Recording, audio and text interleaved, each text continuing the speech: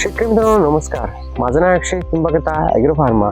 सर्वप्रथम agro pharma या YouTube चॅनलवरती तुमचं सर्वांचं सहर्ष स्वागत करतो. शेतकरी मित्रांनो, गेल्या काही दिवसापासून आपण खूप दिवसापासून आले पिकाची बाजारभावाची अपडेट या चॅनलवरती देत आलोय.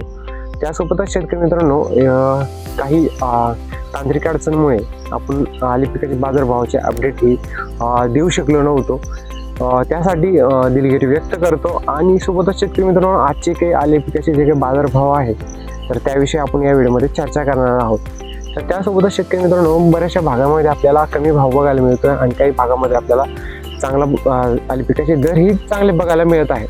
त्यासोबतच बघायचं म्हटलं तर आपल्याला काही भागांमध्ये 5,800 रुपयापासून खरेदी आपल्याला बघायला मिळत आहे आणि त्यासोबतच काही भागांमध्ये आजचे जे काही आले पिकाचे बाजारभाव आहे तर ते आपल्याला 6,200 रुपये काही ठिकाणी आपल्याला आणि काही ठिकाणी 6,500 रुपयापर्यंत देखील हे आपल्याला बाजारभाव बघायला मिळत आहे. आता कदाचित जोपर्यंत पाऊस पडत नाही तोपर्यंत जे काही रोड साईडचे आहे तर ते शेतकरी थोडेसे धीर धरू शकतात आणि जे शेतकरी म्हणजे आतमध्ये असेल तर त्या शेतकऱ्यांनी 6,200 6,500 रुपये हा भाव खूप चांगला आहे. त्या भावाने दिले बी तरी खूप चांगला फायदा हा त्यांचा होऊ शकतो. कारण की ज्यावेळेस पाऊस पडेल त्यावेळेस आपल्याला मध्ये म्हणजे जर कधी आपला रस्ता नसेल तर त्यावेळेस आपल्याला खूप जास्त मोठ्या अडचणी येऊ शकतात आणि त्यावेळेस आपल्या व्यापारी देखील खरेदी करण्यासाठी खूप जास्त नखरे करत असतात.